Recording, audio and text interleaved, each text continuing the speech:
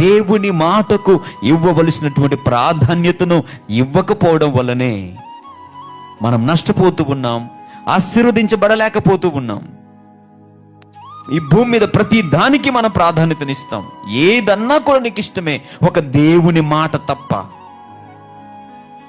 దేనికైనా నువ్వు ready, but you are not ready for the word of God. దేవుని యొక్క మాటకు నువ్వు సిద్ధంగా లేవు.